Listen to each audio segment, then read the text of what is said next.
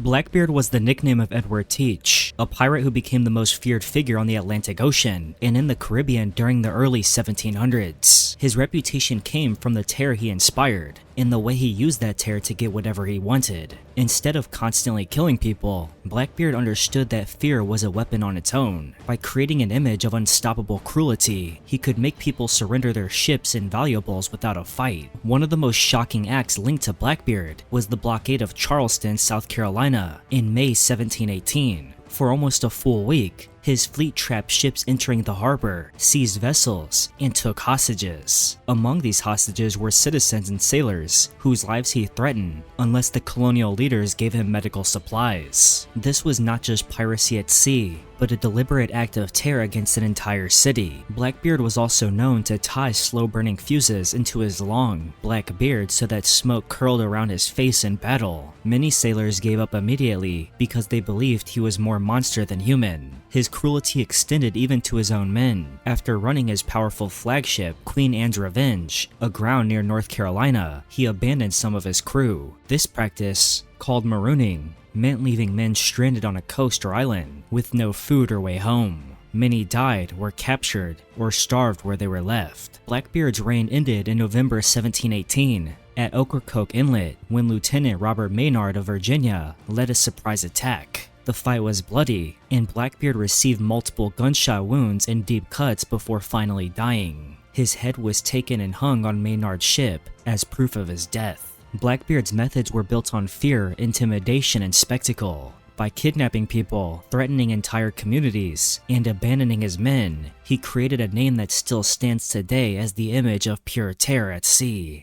Bartholomew Roberts, better known as Black Bart, was one of the most dangerous and destructive pirates in history. Unlike others who raided a few ships, Roberts went after hundreds. He was active during the golden age of piracy and earned his reputation by attacking fleets across the Atlantic and African coast. Roberts captured more than 400 ships in just a few years. These ranged from small merchant vessels to large armed ships. His ability to take so many prizes made him the most successful pirate of his time, but his cruelty showed in the way he dealt with opposition. If a ship fought back, Roberts made example of the people on board. On one occasion, he captured the governor of a French colony and hanged him from the yardarm of the mast. A yardarm is the horizontal spar across a ship's mast. Hanging a man there meant the execution was visible to sailors at sea and to people watching from the shore. It was not just a punishment, but a message meant to strike fear into everyone who might think of resisting him. Roberts also enforced strict rules on his crew and punished anyone who broke them. He demanded loyalty and discipline, but his punishments could be brutal. His men feared him as much as the ships he attacked did. His combination of order and violence allowed him to command large groups of pirates and keep them under control. His downfall came at the Battle of Cape Lopez in 1722 when the British Navy attacked his fleet. Roberts was killed in the fight, and many of his men were captured. The captured pirates faced terrible consequences. Dozens were hanged in public executions, while others, including freed or captured sailors who had sailed with him, were either forced into slavery or pressed into harsh labor. The authorities wanted to make an example of them, just as Roberts had made examples of his enemies. What made Roberts especially notorious was the sheer scale of destruction he caused. His attacks disrupted trade routes and devastated communities across oceans. He did not just take riches from ships, he left fear and ruin wherever he went. Charles Vane was one of the most violent and unpredictable pirates of the early 1700s. He operated mostly in the Caribbean between 1716 and 1719, and unlike many pirates who wanted riches and a way out, Vane seemed to enjoy cruelty and betrayal as much as the gold itself. During this time, the King of England offered pirates a royal pardon, but Vane refused it. He chose instead to keep raiding and destroying ships. This decision set him apart as someone who would not stop until captured or killed. Vane would attack surrendered ships and punish their crews even though they had already given up. For many, that was a shocking act of betrayal, since pirates usually gave mercy if a ship did not resist. Vane broke that code. Reports tell of him torturing officers by hanging, beating, or even burning them, while others were subjected to lit matches shoved near their eyes or mouths. These punishments were not only cruel, they were meant to terrify future victims so badly that resistance seemed pointless. He was also unreliable and often turned against his own men. At times, He would keep treasure for himself, ignoring agreements to divide the loot fairly. His violent temper made him difficult to work with. If something went wrong, such as a failed raid, he would lash out at both enemies and allies. In 1718, Vane commanded a fleet of pirate ships, but his poor leadership soon caused rebellion. After refusing to fight a French warship, his crew declared him a coward and removed him as captain. He was cast out only with a small boat. Eventually, after a storm left him stranded, he was recognized by a former acquaintance who handed him over to the authorities in Jamaica. Vane was tried and hanged in 1721. His body was then displayed publicly as a warning to others.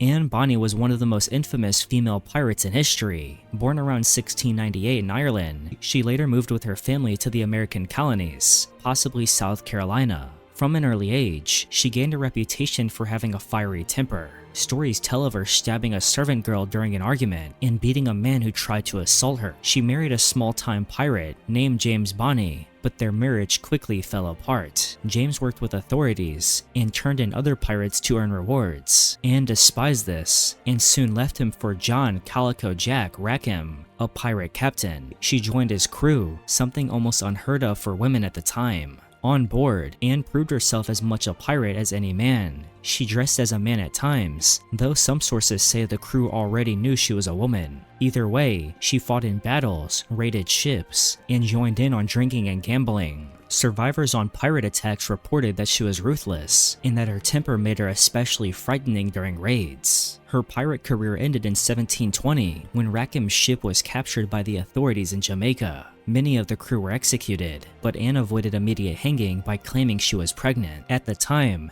executions were delayed if a woman was carrying a child. After this, Anne's fate becomes a mystery. Some records suggest she was eventually released or escaped. Others claim she returned to her family and lived quietly. Whatever the truth, her name endures.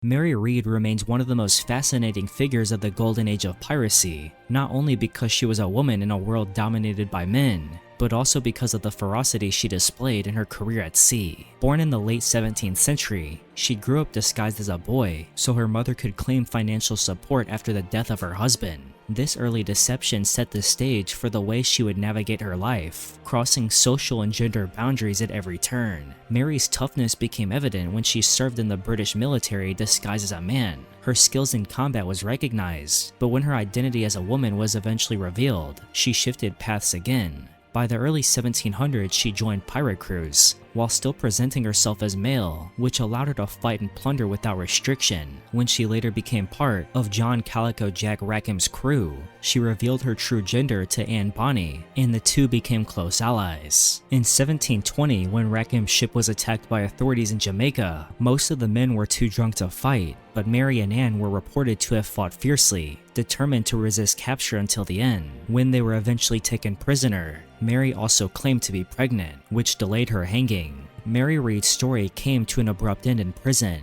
where she died of illness, possibly related to complications from childbirth. Though her career was short, she left behind a legacy that challenged the image of piracy as exclusively male. Edward Lowe, often referred to as Ned Lowe, is remembered as one of the most violent and ruthless pirates of the Golden Age. Born in London around 1690, he came from a poor background and lived a life of crime before ever setting foot on a pirate ship. He initially traveled to the New World and worked as a sailor, but soon turned to piracy, where his cruelty made him infamous. Lowe commanded a fleet that terrorized ships across the Atlantic and the Caribbean. While most pirates were brutal, Lowe's cruelty stood out. He not only robbed and killed, he appeared to enjoy causing suffering. Victims of his raid recalled his unpredictable and sadistic behavior. When capturing ships, he often showed no mercy, regardless of whether his enemies resisted or surrendered. One notorious story describes him tying a captured ship's cook to the mast before setting the entire vessel on fire. Lowe mocked the man, saying he was a greasy fellow who would fry well. On another occasion, he hung 2 friars from the foremast of his ship. Anyone who expressed grief at the sight of their deaths was tortured as punishment. These acts of cruelty were not isolated, but part of a long pattern of terror. Lowe also mutilated captives in horrifying ways. Some victims had their ears cut off, while others endured even worse. One Portuguese captain reportedly had his lips sliced off, broiled, and forced back into his mouth while still alive. His crew members were also slaughtered after being tortured. In addition to this brutality, Lowe was cunning. He used false flags from different nations to disguise ships, tricking unsuspecting vessels into letting him approach without fear. Once close enough, he revealed his true identity and attacked swiftly. This combination of deception and terror spread fear wherever he sailed. Lowe's cruelty eventually turned his own crew against him. In 1723, after a failed encounter with a British warship, his reputation for savagery caused divisions. Some of his men deserted, while others were captured and executed. Reports differ on what became of Lowe himself. Some accounts claimed he was marooned by his crew, while others suggest he was captured and hanged. Regardless of his final fate, his legacy endures as one of the most vicious pirates in history.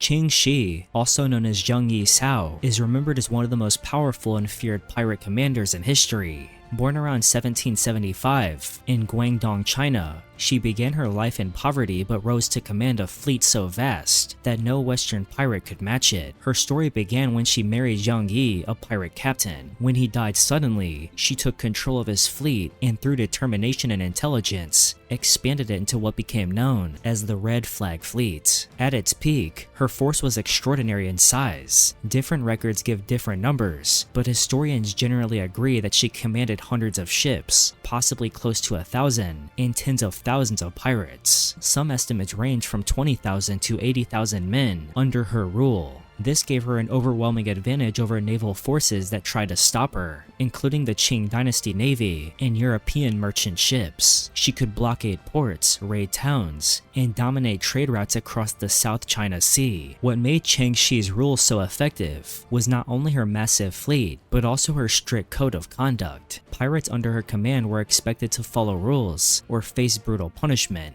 Anyone caught stealing from the fleet, deserting, or disobeying orders could face death. Lesser crimes might result in flogging or forced labor, but serious disobedience was often punished by execution. Her iron grip over her forces kept discipline in a way few pirate leaders ever managed. The Red Flag Fleet captured merchant ships, looted valuable cargo, and often destroyed what they did not need. They assaulted coastal villages, leaving destruction in their wake. Their overwhelming numbers made them nearly impossible to resist, and many naval encounters ended in devastating losses for those who opposed her. Ching Shih also proved herself a capable negotiator. She forged deals with local officials and accepted bribes in exchange for temporary peace. But her greatest political move came in 1810 when she negotiated a surrender to the Qing authorities. Instead of facing execution, she secured a pardon for herself and many of her crew. Remarkably, she was allowed to keep her wealth in some ships. After her retirement, she opened a gambling house and lived out her life in comfort, dying peacefully in 1844.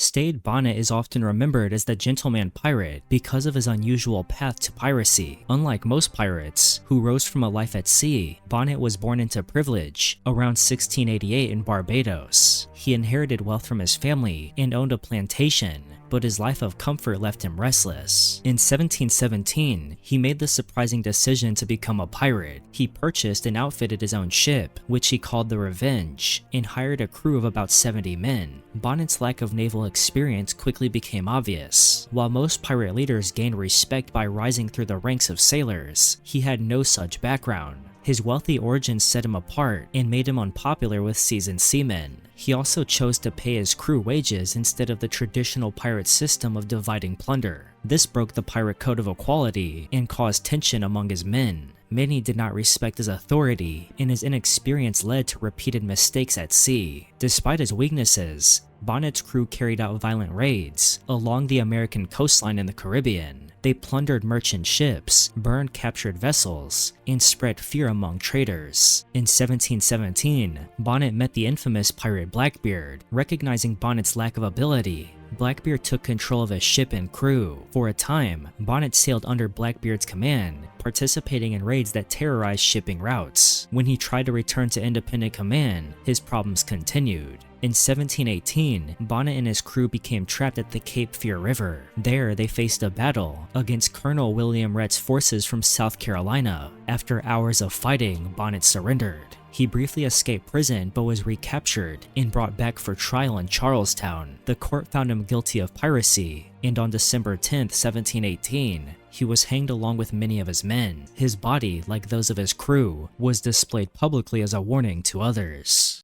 Francois Lolonois, whose real name was Jean David Now, was a French pirate active during the mid-1600s. He earned the title of the Flail of the Spanish because of his reputation for cruelty towards Spanish ships, towns, and people. His actions were not simply aimed at profit, but were often carried out to spread terror. Around the age of 15, he was sold into slavery on the island of Martinique. The labor was grueling, and as a servant he had no rights or freedom. This early experience of abuse shaped him into someone hardened by suffering. After he eventually earned his freedom, he joined a group of buccaneers on the island of Hispaniola. Buccaneers were a category of pirates who mainly targeted Spanish possessions in the Caribbean. One of his most infamous acts was the raid on the Spanish town of Maracaibo, located in present-day Venezuela. Lolonois led his men in an assault that bypassed the town's defenses. Once inside, he unleashed devastation. People were tortured to reveal hidden treasures, and many were executed regardless of innocence. Contemporary accounts described how he treated human life as expendable. Another example of his brutality was how he handled captives. He was known to torture officers, execute civilians, and mutilate bodies to frighten others into compliance. One story tells of him surviving a shipwreck by covering himself with the blood of his dead crewmates and lying motionless among their corpses to avoid detection. Afterward, he hunted down the Spaniards who had attacked them.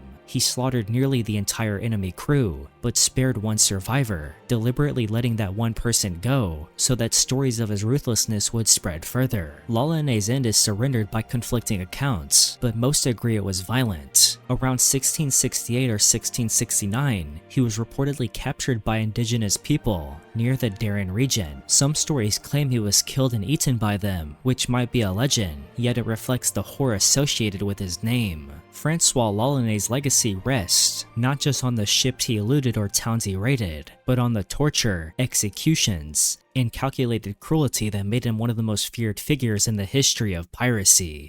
Henry Avery, sometimes written as Avery, was an English pirate whose brief career left a major mark on world history. He became notorious during the late 1600s, specifically for one raid that shocked both Europe and Asia. His actions were so infamous that he was later called the Arch Pirate. His most significant act took place in 1695, when he commanded his ship, the Fancy, as part of a small fleet that targeted the Mughal ship, Ganj-i-Sawai. This vessel belonged to the powerful Mughal Empire and was returning from the pilgrimage to Mecca. The Ganj-i-Sawai was armed and carried a large number of passengers, including many pilgrims, along with immense amounts of treasure in the form of gold, silver, and jewels. Avery and his men attacked with ferocity. They disabled the ship, overpowered its defenses, and then captured it. Reports say that passengers were killed during the raid, and that survivors were tortured in order to surrender valuables. The most disturbing allegations concern the treatment of women on board. Contemporary accounts, though sometimes inconsistent, describe cases of forced non-consensual sex and abuse by Avery's crew. The loot taken from this raid was extraordinary. The treasure captured was valued at hundreds of thousands of pounds, a staggering sum at the time. This single act disrupted trade and caused a major diplomatic crisis. News of the attack traveled quickly, and outrage grew across both India and England. The Mughal Emperor, Aurangzeb, was furious, and the East India Company faced severe political pressure to find and punish the men responsible. Governments responded with large rewards for the capture of Avery and his crew. Some of his men were eventually arrested, tried, and executed. Avery himself, however, escaped. He disappeared from the historical record after the raid. His treasure was never fully recovered, and his fate remains uncertain. Some legends claim he lived comfortably under a false identity, while others suggest he died poor and forgotten. Jane Lafitte was a pirate and smuggler who became infamous in the late 1700s and early 1800s, mainly around the Gulf of Mexico and Louisiana. Along with his brother Pierre, Lafitte ran smuggling operations that moved goods secretly into New Orleans. Smuggling meant avoiding official ports and taxes, so governments lost money while Lafitte and his men became rich. But his crimes went further than trade. Lafitte was deeply involved in the slave trade. He often captured slave ships, then resold the enslaved people. Sometimes he pretended to hand these ships over to the authorities for a reward, but he would also turn around and sell the enslaved people through loopholes in the law. This practice added to the suffering of many, making him a key figure in the continuation of slavery in the region. Lafitte sometimes helped the United States, most famously during the War of 1812, when he provided intelligence and fighters at the Battle of New Orleans. But this act of loyalty did not erase the fact that he often attacked American and foreign ships for personal profit. His base at Barataria Bay became a haven for stolen goods, contraband, and slave trading. His methods showed his cunning and deceit. He used bribery to gain protection, hid illegal goods in warehouses, and sometimes listed fake cargo descriptions to fool customs officers. Goods labeled as legal often had illegal and valuable cargo hidden beneath. These tricks helped him stay ahead of authorities and keep his empire alive. In 1821, Lafitte was forced out of his stronghold in Galveston, Texas. Rather than surrender, he burned his base, destroyed property, and left suddenly with lieutenant men. After this, he disappeared from reliable records. Some stories claim he lived under a false name or died quietly, but no one knows for sure. Henry Morgan was a Welsh privateer who became one of the most notorious figures of the 1600s. A privateer was a pirate given legal permission by a government to attack enemy ships during wartime. Morgan worked for England, targeting Spanish ships and settlements in the Americas. While some of his raids were technically legal, many of his actions crossed into open cruelty and excess. One of his most infamous campaigns was the Panama Expedition of 1670. Morgan led an army that marched across the Isthmus of Panama and captured the city of Panama. His men looted churches, destroyed homes, and set much of the city on fire. Many civilians were killed or left homeless. Though the English crown tried to frame this as an act of war, much of the violence targeted ordinary people that were not soldiers. Another famous attack was the raid on Portobello. This was a Spanish town that held treasure and wealth. Morgan stormed the settlement, seized enormous riches, and forced civilians into ransom arrangements. The attack shocked Spanish authorities because of the scale of destruction and plunder. The wealth stolen from Portobello alone made Morgan one of the richest privateers of his time. Reports about Morgan's cruelty spread quickly. Some claim that he ordered monks and nuns to be used as shields during his attacks, though Morgan later sued writers who made these claims, arguing they exaggerated or lied. The stories reinforce his reputation for ruthless methods. Morgan also had a habit of exploiting slow communication between Europe and the Americas. When peace treaties were signed between England and Spain, Morgan sometimes continued raiding, knowing that Spanish settlements would not yet be aware of the new agreements. Despite his cruelty, Morgan was celebrated in England. He was knighted and later became Lieutenant Governor of Jamaica, overseeing the very island from which he once launched raids. His ability to turn piracy into political power shows how violence, looting, and exploitation could be rewarded if it served national interest. Thank you very much for watching this video, and if you learned something, make sure to leave a like, comment down below your thoughts on any of the pirates I discussed in this video, and subscribe if you would like to see a part 2 or more videos like this one. Thank you again, and goodbye.